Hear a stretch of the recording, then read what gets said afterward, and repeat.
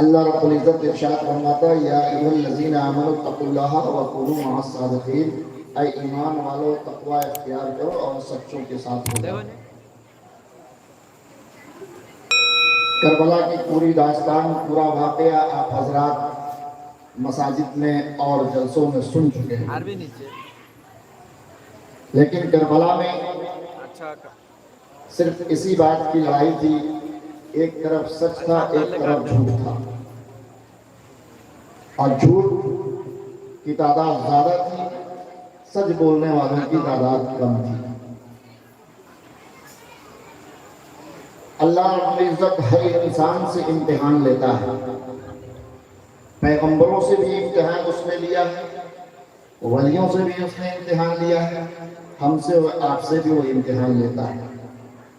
جب حضرت ابراہیم علیہ السلام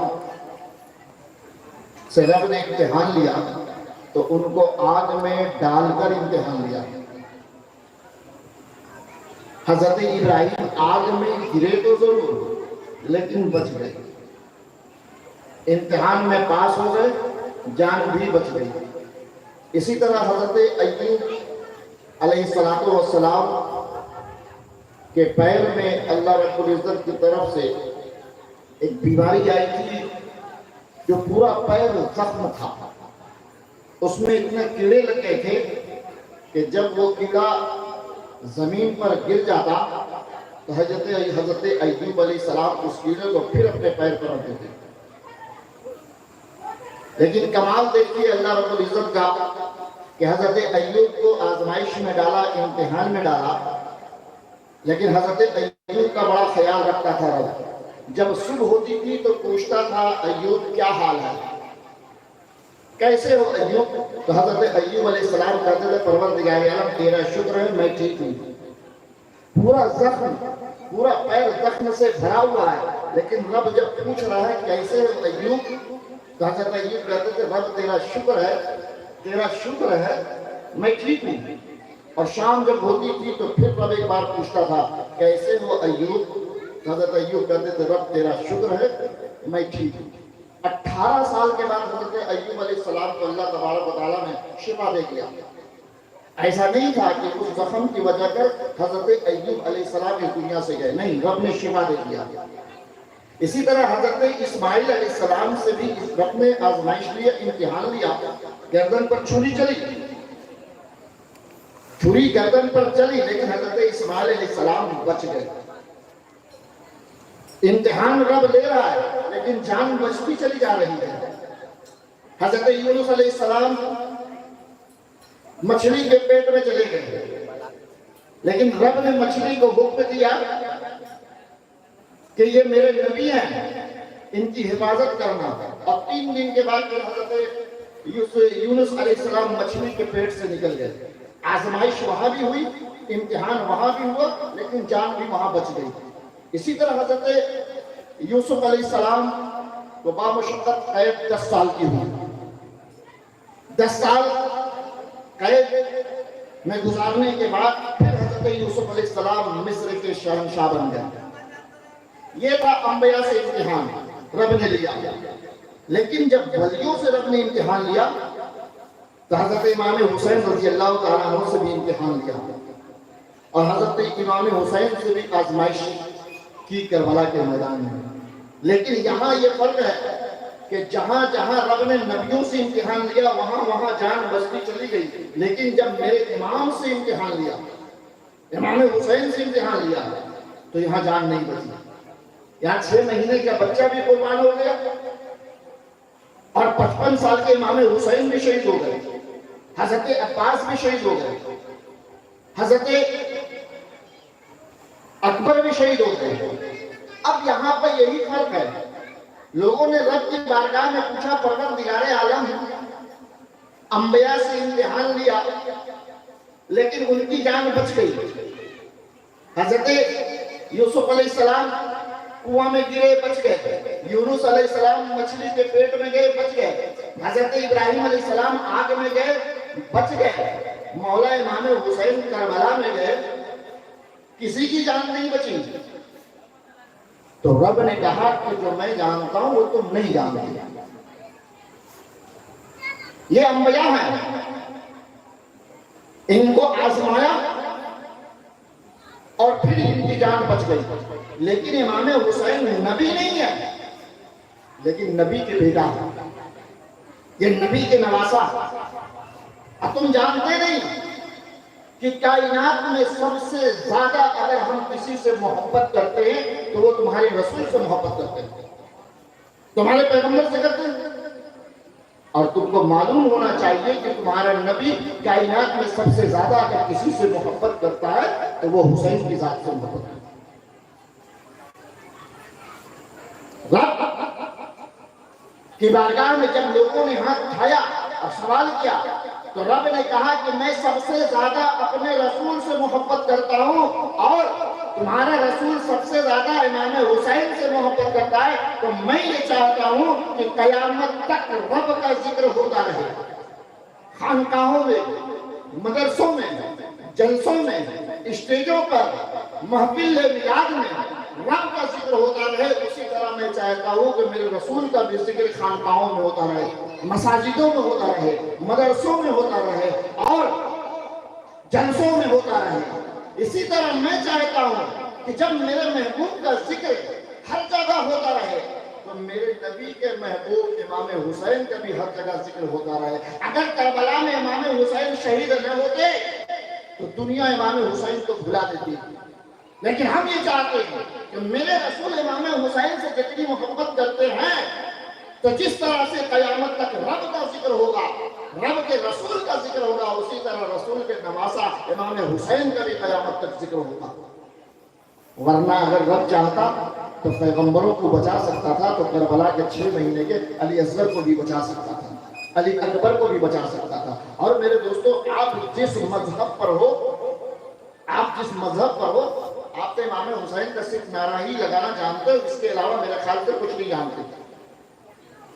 محرم کے مہینے میں ایسی محبت نوجوان دکھلاتے ہیں امام حسین سے جیسے لگتا ہے کہ یزید سامنے آ جائے تو گردن اتار دیں گے، لیکن یہ سب دکھاوا ہے، یہ سب دکھاوا ہے. امام حسین سے سچی محبت جب ہوگی جب آپ شریعت کے مطابق 9 اور 10 محرم کو امام حسین کی یاد منائیں.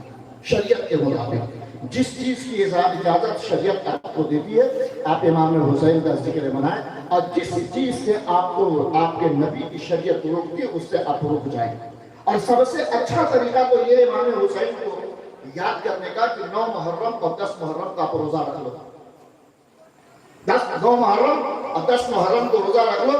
امام حسین سے سچی محبت اور اپنے نبی سے سچی محبت ہو جائے گی جب آپ 9 اور 10 محرم کو آپ روزہ رکھ لو گے. میرے دوستو، آپ کو پتا ہے ابو لہب کی بیٹی اسلام قبول کر لی. اور جب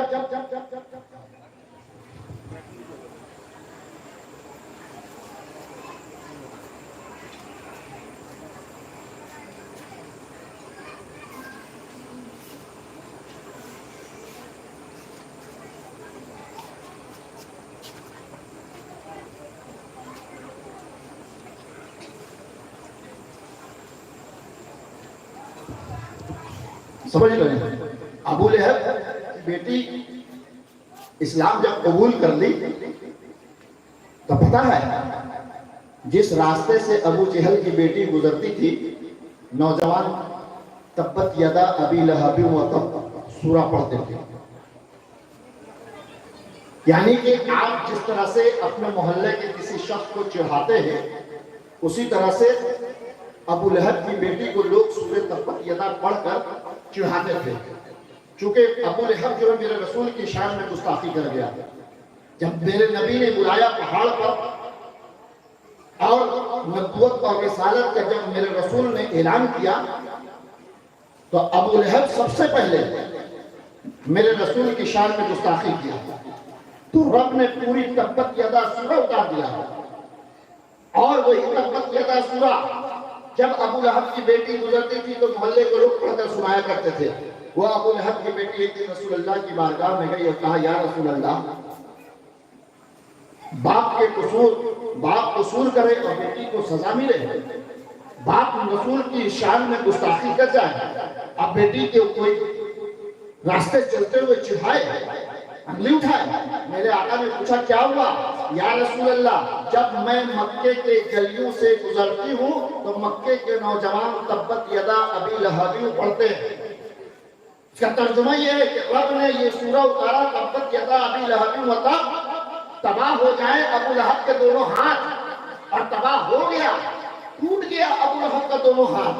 تو چونکہ ابو لہب کی بیٹی کا باپ تھا، اس لیے محلے کے لوگ چڑھایا کرتے تھے.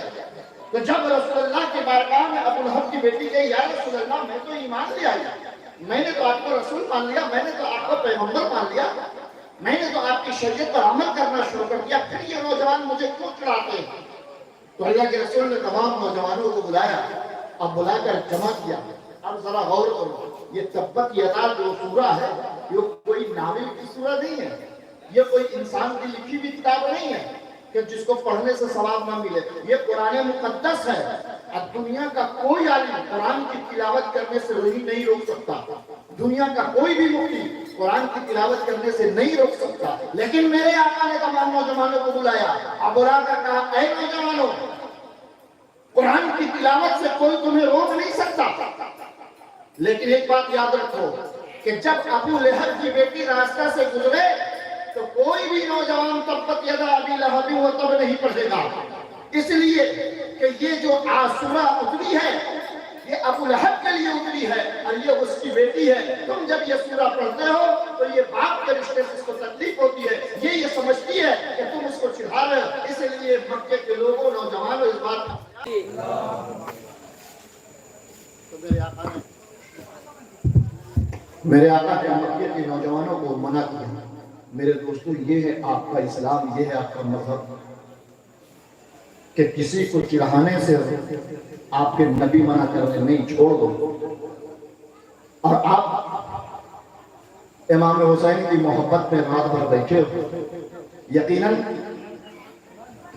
آپ اہل بیت سے محبت کرتے ہو، آپ خاندان مصطفیٰ سے محبت کرتے ہو، آپ نبی کی اولاد سے محبت کرتے ہو. گھر چلانا بہت مشکل ہے ایک انسان کا، لیکن کمیٹی کے بچے آپ کے اور ان کے گھر پہ جا کر کچھ پیسے جمع کر اتنا عالیشان شہید اعظم کانفرنس کا انعقاد کیا. یقیناً آپ کمیٹی کے لوگوں نے ایک نیک کام کیا اور اس میں آپ آ کر 4 چاند لگا دیا، جلسے کو کامیاب بنا دیا، کانفرنس کو کامیاب بنا دیا. بارگاہ خداوندی میں یہی دعا اللہ تبارک و تعالی ہمیں اور آپ کو اپنی بندگی میں ثابت قدم رکھے اور اہل بیت سے سچی اور پکی محبت کرنے کی توفیق اور رفیق عطا فرمائے، اور ہر سال اس سے بھی اچھا اور خوبصورت شہید اعظم کانفرنس کرنے کی توفیق اور رفیق عطا فرمائے. استغفر اللہ ربی من کل ذنب و اتوب الیہ، لا الہ الا اللہ محمد رسول اللہ صلی اللہ تعالی علیہ وسلم. کھڑے ہو جائیے اور صلاۃ و سلام پڑھ لیجیے.